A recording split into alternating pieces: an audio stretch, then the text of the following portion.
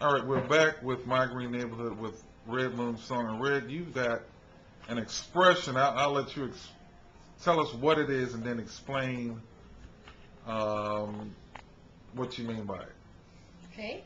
One of my favorite expressions, and I use this with my kids who are now in their early 40s, was what you don't spend, you don't have to earn. And so the way I look at money and the way I look at resources, and since this is a show that particularly deals with resources, I'll address that aspect. Okay. If I'm not wasting energy, I don't have to pay more for more energy. I don't have to use more energy. Right. So how do I look at energy? Energy is how you heat your house, how you cool your house, how you get to and from work, what kinds of water you use, whether the refrigerator is open or not 500 times a day, just all of the things that you do every day, how much soap you use to wash your hair, how much toothpaste you use on your toothpaste, all of these things are energies. Right. And we've been taught, generally we're taught by a consumer culture not to pay any attention to these things. If we pay attention to them, that means that we're miserly, or we shouldn't have to pay attention to those things. We should just be able to use exactly what we want whenever we want. Right. Well, I didn't buy into that. I did when I was young, 18, 19, I bought into that. But as I got older, I began to look at that stuff, and I began to say, now, wait a minute. I don't like earning money. And I think there's many people who don't like to work a regular job. Okay. But because of the way we are taught to spend money, we're also taught that we need to have a regular job, 40 or 50 hours a week, from 9 to 5, whatever it is. We're taught that we must have that in order to have certain other things which are required in our lives. And so I challenge that because I don't like to work outside the home. I was a mother. I had 3 children under 4. I did not want to, we didn't do child care in the same way in the 60s, you know, the way they do it now. And so I didn't do child care in that way. I wanted to stay home. I was cooking, I was cleaning, I was taking care of my kids, I was repairing stuff, I was ironing, I was busy. I couldn't imagine myself having to do all of that work on top of a full-time job. Now, maybe I just have a poor imagination, but I couldn't imagine that. So I said, what can I do to cut the costs of whatever it is I'm doing so that we could live on my husband's salary? And he worked with a telephone company. He didn't make very much money. So my question was, okay, so what can I do? I mean, having a little garden, if you got room for that, that helps. Learning how to can a little bit, that helps. Learning how to not use so much of everything. So I really paid attention to how much detergent I used when I put it in the, when I put it in. We used to have, what you used to have is in your washing machines was sud savers. And the sudsy water would go out into a big tub, and the rinse water would be fresh.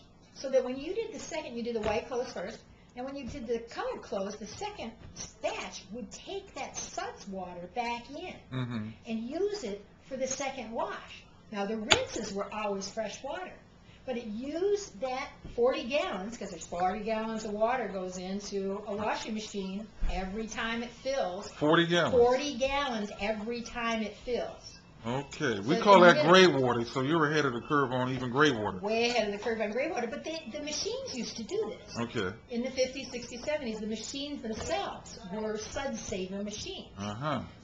So I looked at some of these different things, and I would say to myself, okay, how can I cut back on this? Or rent out a room. You got an extra room, you got a basement, you got some other space.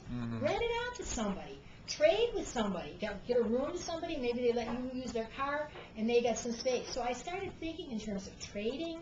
I started thinking in terms of work exchange.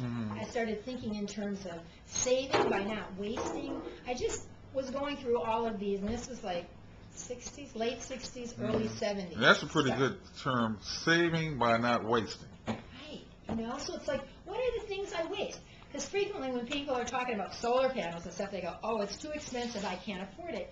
But if they sit down and say, what are the things that I do that waste energy? And ask their kids. These are the people to ask. Kids know what energy parents waste because kids watch everything you do all the time. If you say to the kids, turn that off or close that door so the heat doesn't go out, those kids will see you if you leave that door open and let that heat go out. I'm telling you, so they'll know.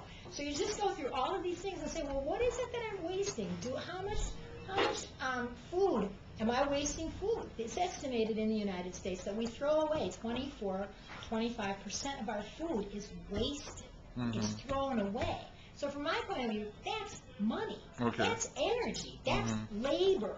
That's hours away from the house in some job that I may or may not want. Right. Why would I do that? You know, Mm-hmm. so how do we become more alert to what these things are that we're using and not paying attention to, you know, on a Mm-hmm. day-to-day basis? Oh, so let me get back to the wasting with the solar thing.